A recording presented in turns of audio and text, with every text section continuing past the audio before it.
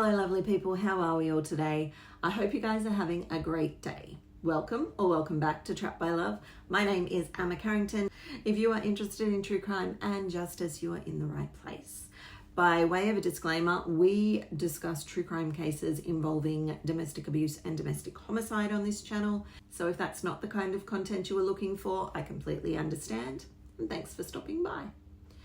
If you do stick around, I hope you consider hitting that subscribe button. It helps to push these videos out to more people. And by doing so, together we can spread awareness of the warning signs of domestic abuse that people may otherwise overlook. As always, thanks for your help and support.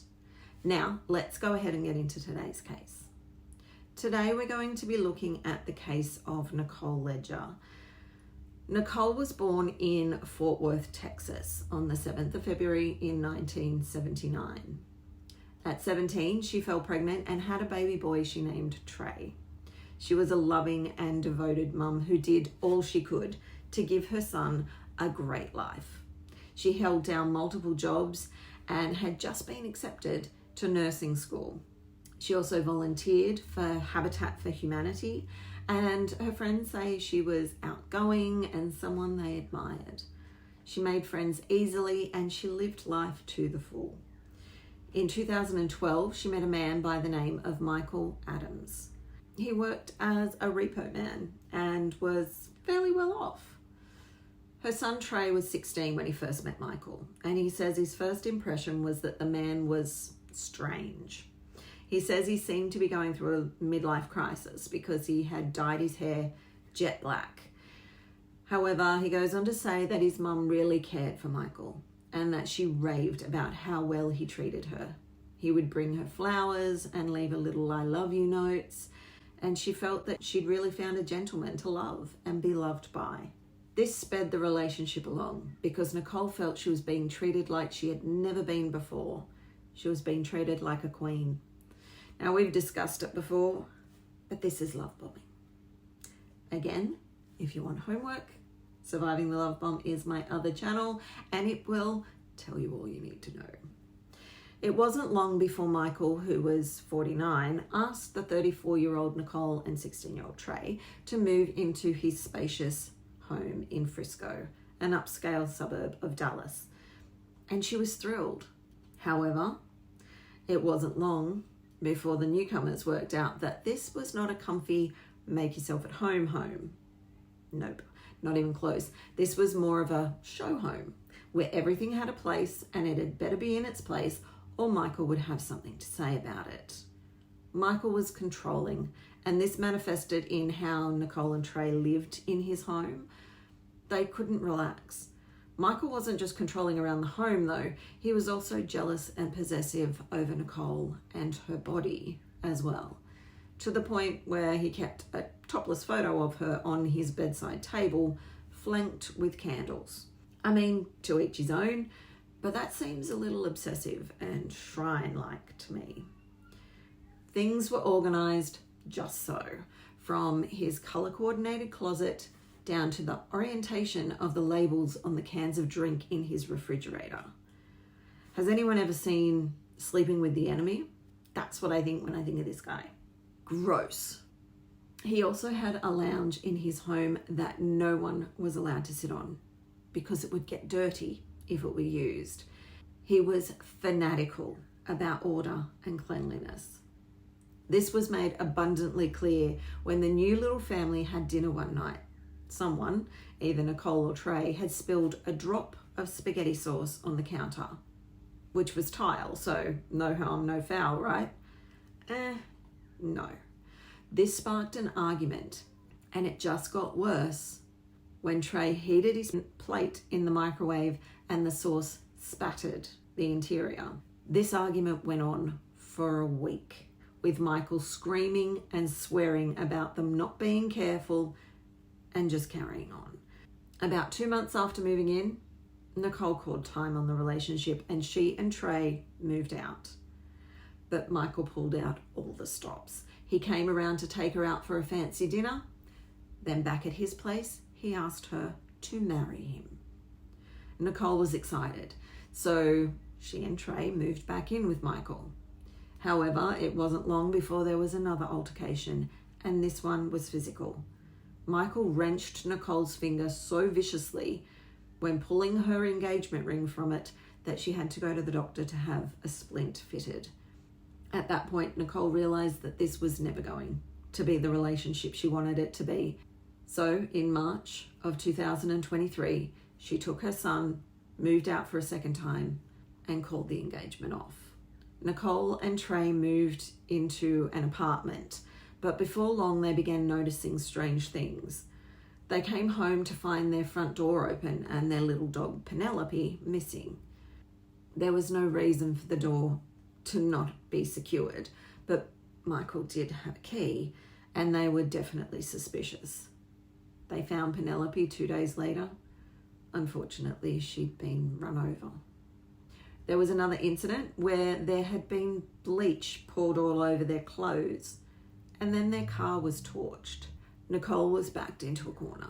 She needed a car, so she turned to Michael for help. He had previously co-signed a lease with her, so she went over to ask if he could sign that car over to her and take his name off the lease. She figured that she could get the rest of the things while she was there. They had a chat, and seeing as it was lunchtime, Michael offered her a plate, coincidentally, of spaghetti. I really don't believe that the choice of spaghetti was a coincidence, or even because he knew that it was her favourite food. I fully believe he was still holding a grudge. He was still stuck on that week-long argument about the spilled sauce. He was going to win that argument once and for all. And not long into the meal, Nicole began to feel a little woozy. When she stood up, she just about collapsed. Michael held her up, and then to her surprise and horror, he half led, half carried her into the bedroom, where he laid her on the bed and removed all her clothes before he began assaulting her with a sex toy. All the while, she's saying no and begging him to stop, but she couldn't move to get away or stop him. He then began taking photos of her before she passed out. When she came to, she found herself hogtied. That is, with her hands bound to her feet behind her back. She was also gagged with an excessive amount of duct tape wrapped around her head. She was in and out of consciousness, but the next thing she knew, she's untied. So she found her way out of the house. She was naked, screaming, and running over to bang on a neighbour's door. But before she was able to raise the alarm, Michael caught up to her and dragged her back. He pulled her into the garage and laid her on a tarp, restraining her with handcuffs and zip ties. He then attempted to pull her hair out by the root. But when that proved too difficult, he proceeded to cut it off. Nicole realised that the only way to escape was to play nice and appease him. She suggested therapy, telling him they could work everything out, promising that she loved him and that everything would be okay. There was no way she would file charges if he let her go. And it worked. He let her go. But Nicole had no intentions of allowing him to get away with what he'd done to her. She went straight to the police and made a report and filed charges. She told the police in no uncertain terms that she fully believed that Michael was going to kill her. She told them that he could not control his anger. The police got a search warrant and found all the evidence in Michael's car, where he bundled it up, ready for disposal. So police found the sex toy, the rope, zip ties, and Nicole's hair stuck to a bunch of duct tape.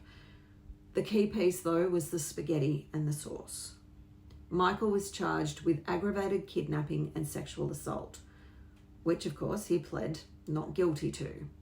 And he was released on bail, which is totally beyond comprehension to me. The fact that Michael was out struck fear into Nicole, as you can imagine. So she and Trey moved again. They moved to another county. She rented an apartment in a friend's name and put all her utilities in a different friend's name, hoping that Michael wouldn't be able to find them.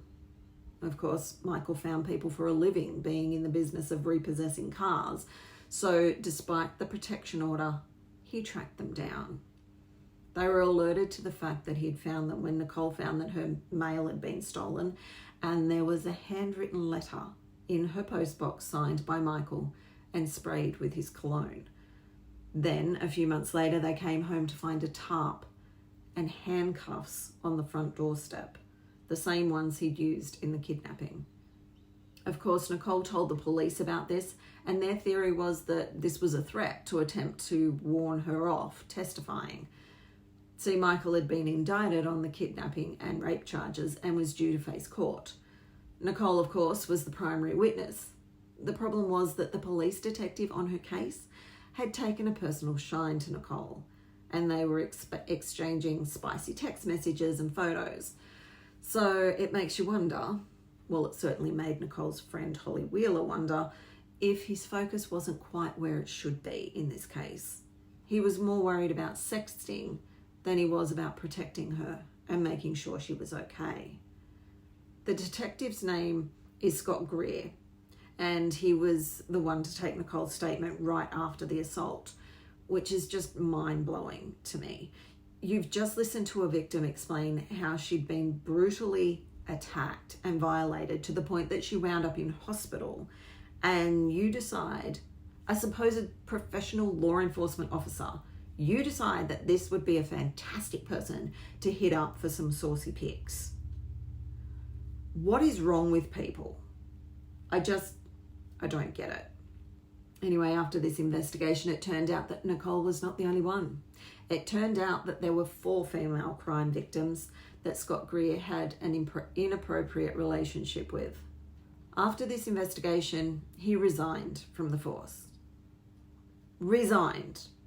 Not was fired, not was penalised in any way. He retired. Disgraceful. Disgraceful. When will we start holding people accountable? Nicole was scared. She warned her son to stay inside and that if Michael came over to call 911. But Trey didn't see Michael coming. Instead, he went off to school as usual on September the 9th, 2013, telling his mum that he loved her and he would see her when he got home. However, when he did get home at around 4:30 that day, he felt that something was off in the home. He knocked on his mum's bedroom door, but got no response.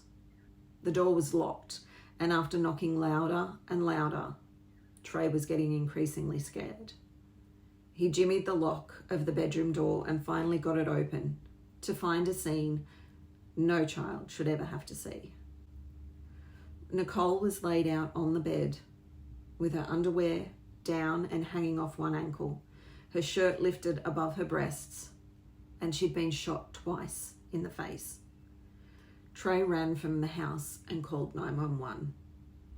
Even though everyone who knew Nicole knew that it had to have been Michael Adams who had killed her, the police needed to find the evidence to prove it. It seemed that he had an alibi for the time of the murder, and the police found 2 used condoms in Nicole's bathroom, neither of which contained Michael's DNA. So it took 6 months before they brought all the pieces together, and another 3 to be able to bring an indictment of capital murder against Michael Adams. The evidence that was eventually found to show Michael had been at the scene was in fact DNA on one of those used condoms, but not inside it. It was touch DNA, skin cells, so he'd handled it. Whether he had tidied up because he was so compulsive in his clean ways, or if he had poured through her trash to confirm his suspicions that she was seeing someone else because he was just so jealous. Either way, his DNA had ended up on that one piece of evidence, and it put him right where he should not be. This allowed the police to get a search warrant, and in his storage locker, they found an obscene amount of firearms. Once checked, they found the gun that had been used to kill Nicole. When they went to trial, because this dodo still thought he could get away with it, the prosecutor's theory was that Michael had killed Nicole to keep her from testifying against him in the kidnapping and rape case. They said they believed he had placed a tracking device on Nicole's car and used the program he used for work to track her every move.